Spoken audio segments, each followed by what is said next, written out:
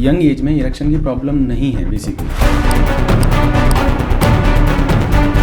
Beer या फिर ज़्यादा पानी पीने से निकल जाता है स्टोन? बियर पीना नेसेसरी नहीं है, हीटिंग इश्यूज़ की वजह से स्पर्म की क्वालिटी में फ़र्क पड़ता है। तो इंडिया में किडनी स्टोन इतना कॉमन क्यों है? हम लिक्विड्स पानी का इंटेक बिल्कुल कम करते हैं। फ़ोन यूज़ करना या फिर लैपटॉप यूज़ करने से स्पर्म की क्वालिटी में कुछ असर पड़ता है? Because of radiation some heating problem is there. Condom use करने से क्या परफॉर्मेंस पे असर पड़ता है? इफ सेंसिटिविटी कम हो जाती है तो जो इजैकुलेशन का टाइम है वो। नमस्कार, मेरा नाम है रावल सिंह। आपका स्वागत है द रावल शो में, पावर्ड बाय बाबरा डिजिटल। आज हमारे साथ है डॉक्टर जितेंद्र चौहान, जो पेशे से एक यूरोलॉजिस्ट है।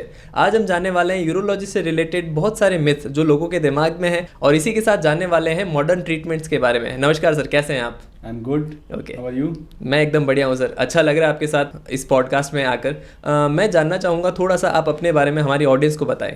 Hello friends, I am doctor Jitendra Chauhan. पेशे से मैं एक doctor cum surgeon cum urologist हूँ। Urologist means a surgeon who is specialized in genitourinary surgery. Means I'm taking care of kidney and prostate related to the stones related to the urinary problems. Okay, nice sir. Urology choose करने का specific कोई trigger point या फिर ऐसी कोई चीज़ जिसने motivate किया आपको? नहीं, मुझे मोटिवेशन एक्चुअली सर्जरी में था। Means my first day of MBBS I was more interested about anatomy and that thing.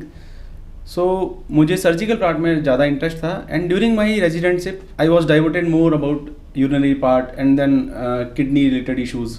एक अदर प्रोफेशन और डॉक्टर के बीच में क्या डिफरेंस लगा और क्या एक्सपीरियंस आप कर रहे हैं? I think we are more discipline and we are more responsible. हमें डायरेक्टली पेशेंट को ट्रीट भी करना है, उनको जवाब भी देना है, और हम हाथों हाथ हमको उसका रिजल्ट भी मिलता है। आप काफ़ी संख्या में OPD देख रहे हैं, ट्रीटमेंट कर रहे हैं, बहुत सारे लोगों का अच्छा फीडबैक आता है, तो क्या लाइन या क्या चीज़ आपको सबसे ज़्यादा मोटिवेट करती है? It's depends on their age, not my age. Okay, if someone like 80-year people and we are treating them, they are happy, they just put their hand on our head. Okay, So it was like great feeling for me. Okay, nice. लोगों के जो common सवाल है, जो हमें Google पे search करते हैं, कमेंट्स में पूछते हैं, मैसेजेस में आते हैं, तो वो पूछने वाला हूँ मैं। लोगों का ये मिथ है या सवाल है कि पॉर्न देखने से स्पर्म काउंट कम होता है या फिर उनकी सेक्स परफॉर्मेंस में कुछ कमी आती है? एक्चुअली पॉर्न देखना it's emotional thing, it's not related to their physical things. Okay, ठीक है, पॉर्न देखने से मे भी उनको इमोशनल प्लेजर मिलता होगा, बट फिजिकली इसकी कोई डिपेंडेंसी नहीं है, फिजिकली कोई हार्म भी नहीं है। ओके, कई लोग इसको देख के एडिक्टेड हो जाते हैं, तो क्या उनके लिए हार्मफुल है? No, addicted means that thing ना कि जैसे कोई फिजिकली डिपेंडेंस है, Okay. कोई इमोशनली या मेंटली डिपेंडेंस है, ओके, तो इसका कोई हार्म नहीं है। एक सवाल ये भी लोगों के दिमाग में कॉमन रहता है, कितनी बार सेक्स करना चाहिए या मस्टरबेट कितनी बार करना चाहिए? इसका कोई नंबर है या फिर? नहीं, इसका कोई आप ये नहीं डिसाइड कर सकते it is normal abnormal, but हाँ, अगर नील it is abnormal. Frequency depends patient या जो नॉर्मल आदमी हैं उसका इमोशनल एंड फिजिकली कितना वो एक्टिव रहता है, okay, and what is there association between the partners. Okay, ऐसा नहीं है कि एक दिन में 10 बार कर लिया it's normal abnormal, it depend on their physical intimacy.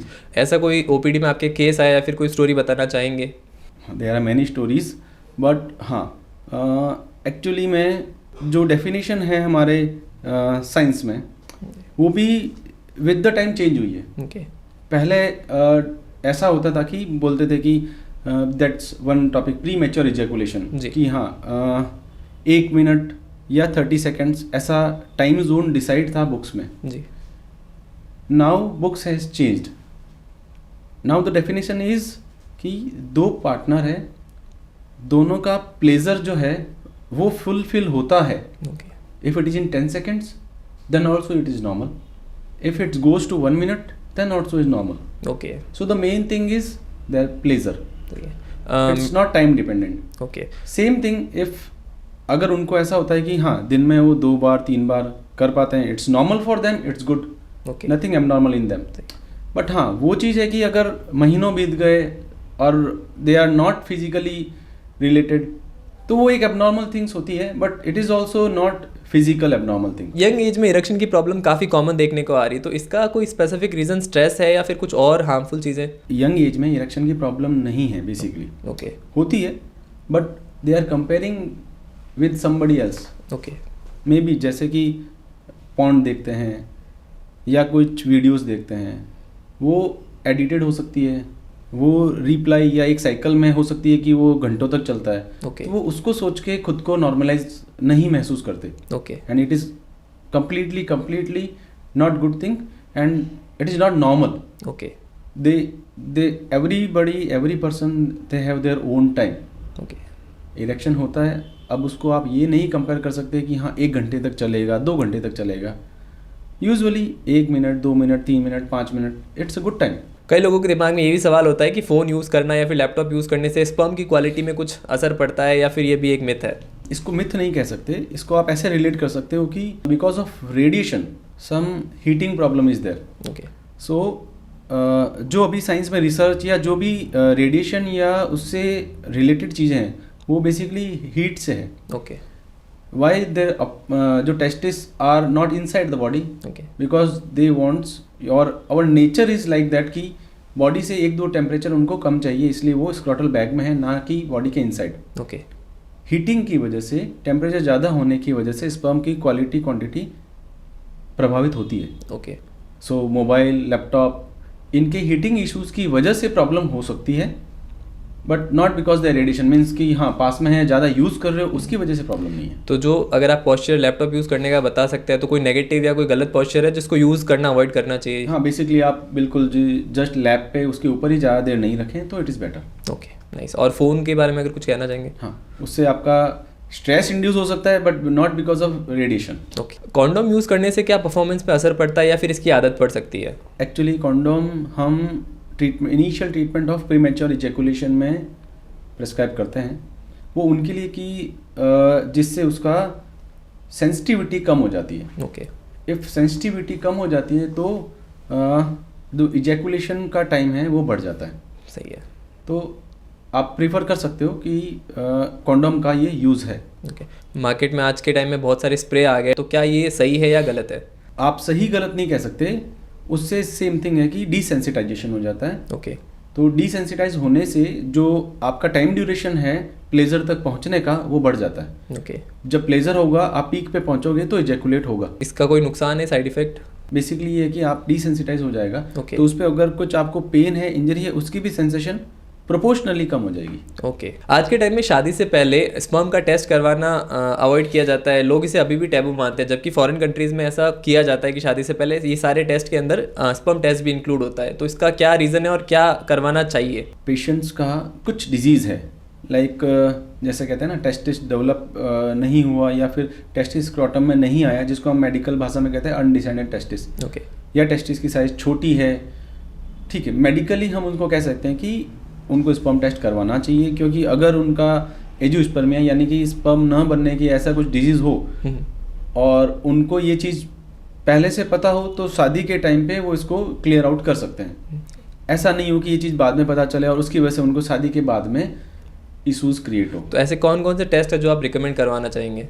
ऐसा कोई रिकमेंडेड टेस्ट नहीं होता है। ओके। बट जनरली जो है, जैसे कि कुछ सिंड्रोमिक डिजीज़ होती हैं जिसमें टेस्टोस्टेरोन कम बनना या फीमेल हार्मोन जैसे कि FSH, LH इनका ज़्यादा होना, तो वो ऑलरेडी एक मेल के एक्सटर्नल और जो सेकेंडरी सेक्सुअल बिहेवियर्स जो होते हैं उन पे दिखता है। ओके। तो उन लोगों को हम काउंसलिंग कर सकते हैं, उनके टेस्ट होने चाहिए, ना कि एक नॉर्मल साधारण दिखने वाले आदमी के लिए test. So basically screening test सबके लिए नहीं होता है। ओके। जो मैंने आपको बताया है कि कुछ एबनॉर्मल सेकेंडरी सेक्सुअल बिहेवियर या फिर जैसे डिजीज़ है कि अनडिसेंडेड टेस्टिस, उनमें ये टेस्ट करने चाहिए शादी से पहले। ओके। शादी के बाद में बहुत सारे रीज़न है, बच्चा नहीं हो रहा है, कुछ और इश्यूज आ रहे हैं, इरेक्शन प्रॉब्लम है, उनमें हम जनरली ये स्क्रीनिंग टेस्ट सब में करते हैं। कई लोगों को रात को बार बार यूरिन करने की आदत होती है, तो क्या ये प्रॉब्लम है या फिर ये भी नॉर्मल चीज़ है? ये बार बार यूरिन करना हम मेडिकल टर्म में ये कह सकते हैं, इट इज़ नॉक्ट्यूरिया। ओके। रात को सोने के बाद में और सुबह उठने से पहले अगर कोई पर्सन उठता है सिर्फ यूरिन पास करने के लिए 2 से ज़्यादा, उसको हम प्रॉब्लमेटिक कहते हैं। ये एक मेडिकल डेफिनेशन है। तो ऑब्वियसली 2 से ज़्यादा बार अगर कोई उठता है तो वो प्रॉब्लम क्यों है? क्योंकि नेक्स्ट डे उसका डे अच्छा नहीं रहेगा, क्योंकि उसकी स्लीप डिस्टर्ब हुई है, वो नेक्स्ट डे स्लीपी फील करेगा। तो ये ऑफकोर्स एबनॉर्मल है। ओके। और अगर अब- इसके ट्रीटमेंट की बात करें तो? ट्रीटमेंट के लिए मोस्टली हमारा पार्ट जो होता है वो काउंसलिंग वे से क्योर हो जाता है। ओके। एक एज के बाद में may be because of prostate, और उसके लिए हमको कुछ मेडिसिन देनी होती है। अदरवाइज नाइट में चाय कॉफ़ी वाटर रेस्ट्रिक्शन, इनसे बिल्कुल आदमी सही हो जाता है। ओके। आजकल जैसे फीमेल को पब्लिक प्लेसेस में या फिर बाहर पे यूरिन को रोकना पड़ता है फॉर हेल्थ इशू या क्लीनिंग की वजह से, तो क्या ये बार बार यूरिन को रोकना हार्मफुल रहता है या फिर ये एक नॉर्मल है? यूरिन को रोकना हार्मफुल रहता है। वी कैन से कि एक बियॉन्ड एक लिमिट के बाद में, अगर आपका नॉर्मल वे में आप 2-3 घंटा रोक लेते हो इट्स गुड, बट जैसे आपका जब प्रेशर फील होता है और उस समय आप रोकते हो और ये आपकी हैबिट में हो जाता है, तो it is things we should concern. Colour पे भी बहुत सारे सवाल रहते हैं कि यूरिन का हेल्दी कलर क्या होना चाहिए, अगर कोई स्पेसिफिक ऐसा कलर आ रहा है तो क्या वो डेंजरस है, तो उसके बारे में अगर आप हमारे ऑडियंस को बताना चाहें तो? हेल्दी कलर मेडिकल टर्म में हम कहते हैं पेल colour, means it's what white, not what deep yellow.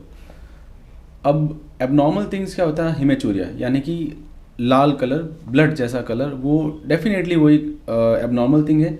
उसके बाद में जैसे अपन ऑरेंज या ऑरेंज पील वैसा कलर, जिसको जॉन्डिस पीलिया भी कहते हैं, ये दो बहुत ही कॉमन चीज़ है जो कि अपन सिर्फ और सिर्फ यूरिन को देख के अपन पता कर पाते हैं। और तीसरा जो फाउल स्मेलिंग, उसमें अगर स्मेल आ रही है so it's a sign of infection. Okay. Normal colour जो चेंज होते हैं, कुछ भी हम मेडिसिन लेते हैं उससे नॉर्मल कलर चेंज हो जाता है।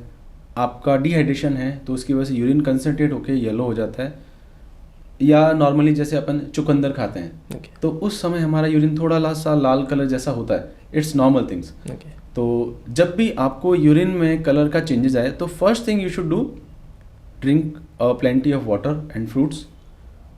अगर आपको नेक्स्ट डे यूरिन क्लियर हो जाता है, नो नीड टू वरी। अगर परसिस्टेंटली यूरिन का कलर सेम रहता है then you should consult a doctor. Okay. जब इन्फेक्शन की बात करें तो फीमेल में सबसे ज़्यादा कॉमन देखा जाता है यूरिन इन्फेक्शन, तो इसका क्या रीज़न है या फिर कौन सी फीमेल ऐसी गलतियाँ करती है जिससे यूरिन इन्फेक्शन बहुत ज़्यादा होता है? एनाटमिकली फीमेल्स के अंदर यूरिथ्रा स्मॉल साइज होती है 3 to 4 centimetre, and their surrounding area जो होता है वो अनहाइजीन की वजह से बैक्टीरिया और उनकी ग्रोथ के लिए एक बहुत ही अच्छा इन्वायरमेंट होता है।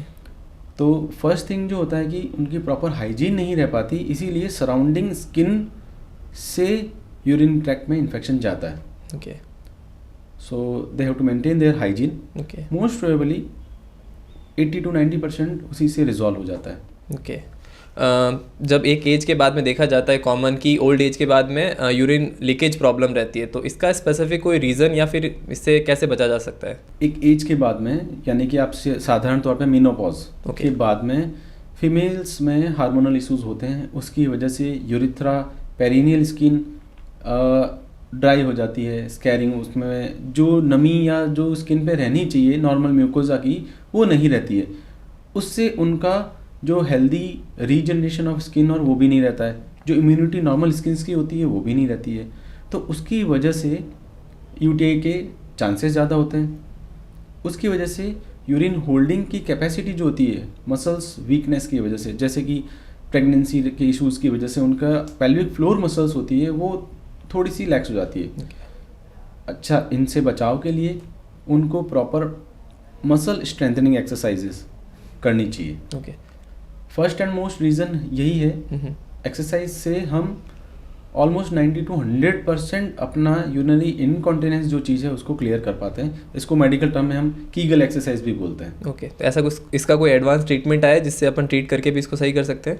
नहीं, एडवांस ट्रीटमेंट इसका मसल एक्सरसाइज का नहीं है। मसल एक्सरसाइज में मेन जो पॉइंट है वो आपको मसल्स को आइडेंटिफिकेशन है कि एक्चुअली में कीगल मसल्स के अंदर हम कौन सी मसल्स को कॉन्ट्रैक्ट करना है। थोड़ा सा स्टार्ट में प्रैक्टिस करना होता है, उसके बाद हम आइडेंटिफाई कर लेते हैं। देन जो मतलब आप कॉमन वे में ऐसा कह सकते हो कि मसल्स एक्सरसाइज के लिए आपको कंसिस्टेंसी की ज़रूरत होती है। यानी आपको मैं कहूँगा कि आपको ये एक्सरसाइज है रेगुलरली रोज़ करना है, दिन में 5 बार करना है और एटलीस्ट 3 to 6 मंथ्स करना है, तब आपको रिजल्ट आएगा। सही है। तो आपको आपका माइंडसेट होता है कि नहीं मुझे तो कल ही कल इंस्टेंट चाहिए रिजल्ट। इंस्टेंट चाहिए और मेरे को मतलब आई शुड फील ड्राई, वो नहीं पॉसिबल। जब विमेन हाइजीन की बात करते हो तो ऐसी कुछ आप टिप्स देना चाहेंगे जो एक कॉमन विमेन यूज़ कर सकते हैं जिससे उनको यूरिनरी कोई प्रॉब्लम ना हो या फिर उससे बचा जा सकता है? आपको फ्रूट्स ज़्यादा लेने हैं, लिक्विड ज़्यादा से ज़्यादा लेना है, हाइजीन मेंटेन करके रखना है। हाइजीन मेंटेन में मतलब आप जस्ट बेसिकली आप ये कर सकते हो, टॉयलेट क्लीन्स होने चाहिए। दूसरा, जब भी आप यूरिन पास करते हो आपको अच्छे से आप वॉश कर सकते हो। Okay. मैं कोई और मेडिसिन का या वैसा नहीं कह रहा हूँ कि आपको ये क्रीम अप्लाई करनी है, बट नॉर्मल वाटर के साथ में आप वॉश करो, प्रॉपर ड्राई करो, इट्स गुड। अब अगर अपने अगले चैप्टर की तरफ जाएं तो किडनी स्टोन, तो इंडिया में किडनी स्टोन इतना कॉमन क्यों है? हम फ्रूट्स, लिक्विड्स, पानी का इंटेक बिल्कुल कम करते हैं। ओके। जो मेजर कॉज है 80 to 90% यही कॉज होते हैं बिकॉज ऑफ डिहाइड्रेशन।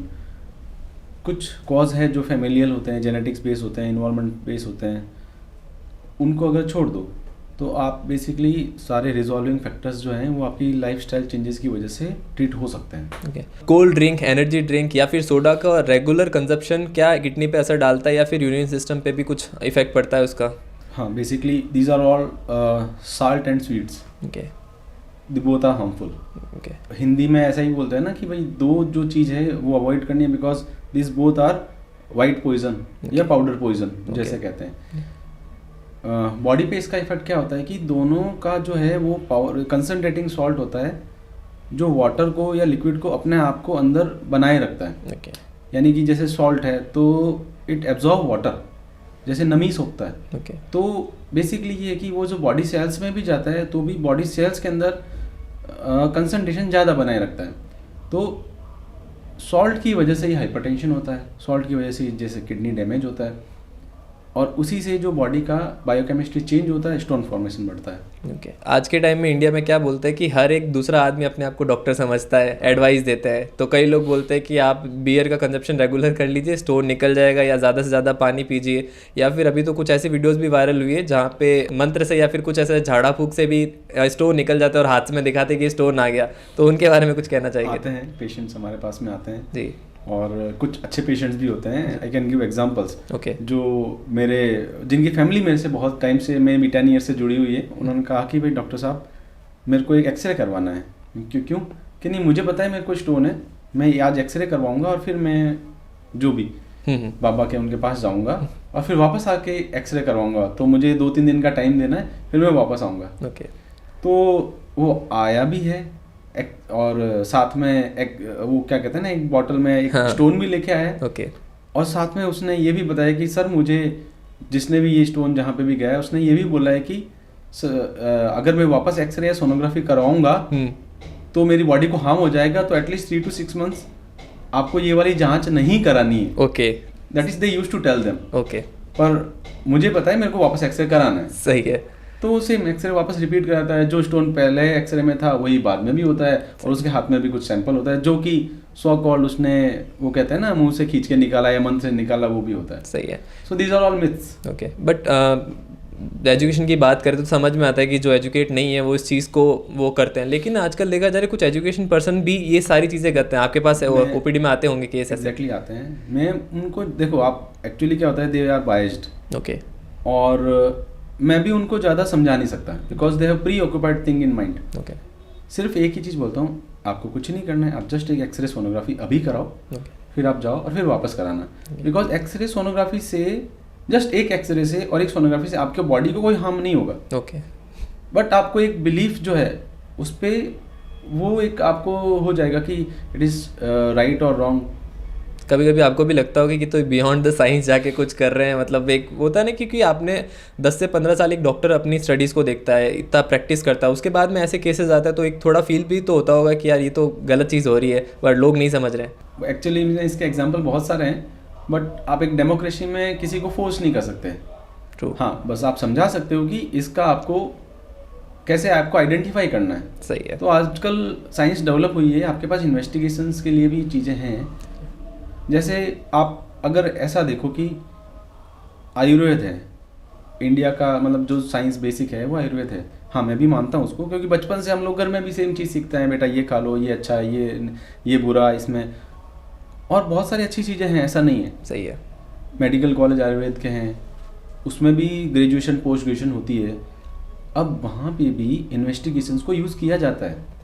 अब वो भी ट्रीटमेंट को साथ में, जैसे सोनोग्राफी करवाई, क्योंकि जैसे यहाँ पे भी आयुर्वेदिक कॉलेज हैं, तो वो भी जैसे पेशेंट का फॉलोअप कैसे लेते हैं, दे आर गिविंग मेडिसिन, फिर वो आइडेंटिफाई करते हैं, सोनोग्राफी करवाते हैं, सीटी भी करवाते हैं, क्योंकि सीटी के अंदर आपको स्टोन का हार्डनेस और वो भी पता चलता है। सही है। तो जो stones actually they are by nature they are very hard, तो उनके लिए सर्जरी ही की जानी है, कोई भी मेडिसिन से वो नहीं होगा।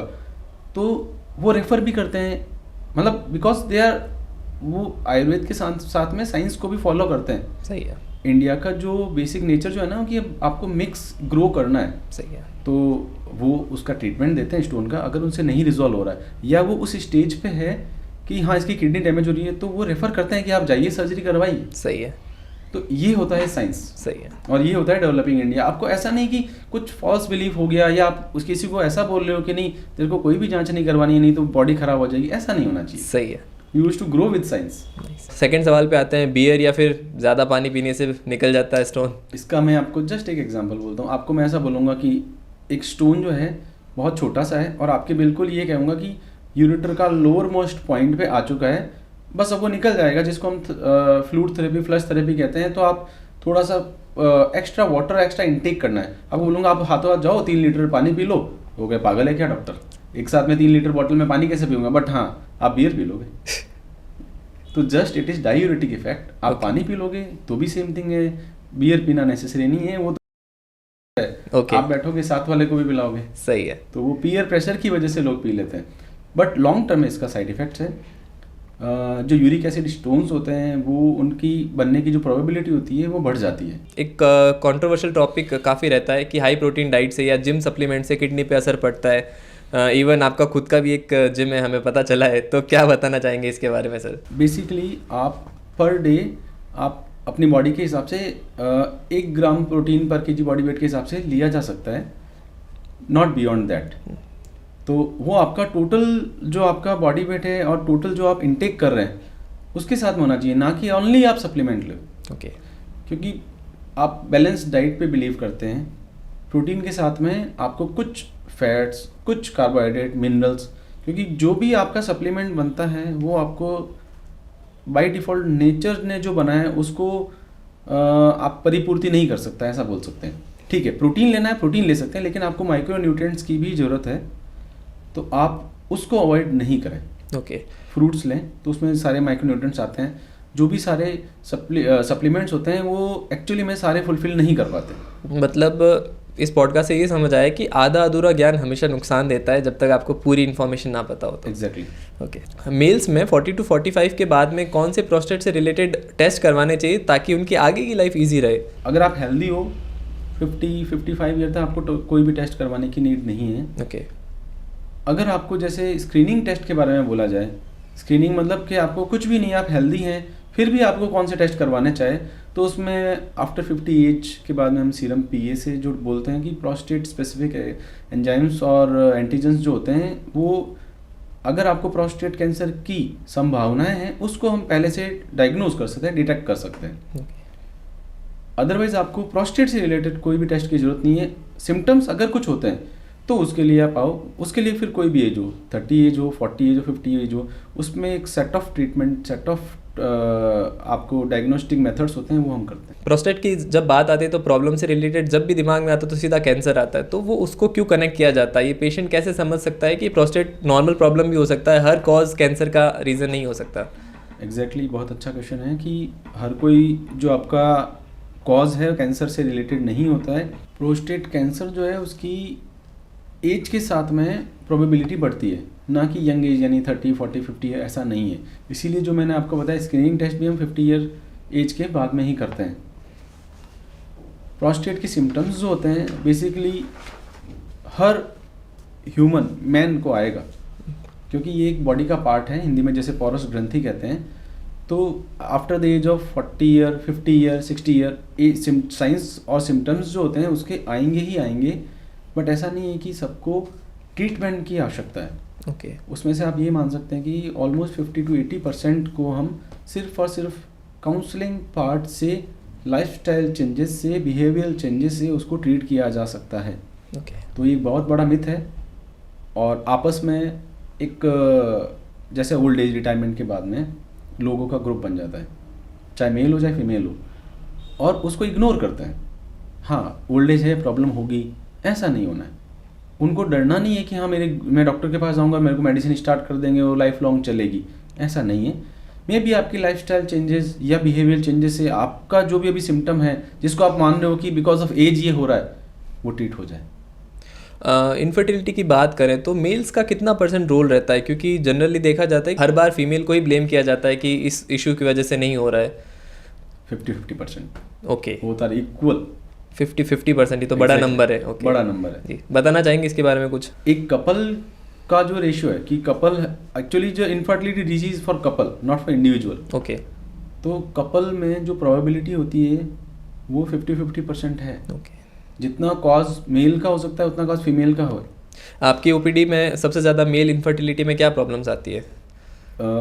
स्पर्म की मोटिलिटी, उनकी एक्टिवनेस में कमी। ओके, और इसके मुख्य रीज़न तो अपन ने लास्ट में डिस्कस किए ही थे अपन। इसको सुधार कैसे सकते हैं या फिर कैसे?